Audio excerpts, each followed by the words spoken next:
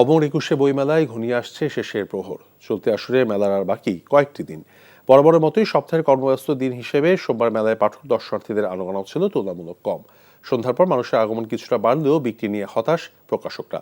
বেশিরভাগ আগতরা বই দেখলেও সংগ্রহ করছেন না। এতে করে আশানুরূপ বিক্রি এবার হচ্ছে না বলে জানান প্রকাশকরা। এদিন মেলায় নতুন বই এসেছে ৯৮টি।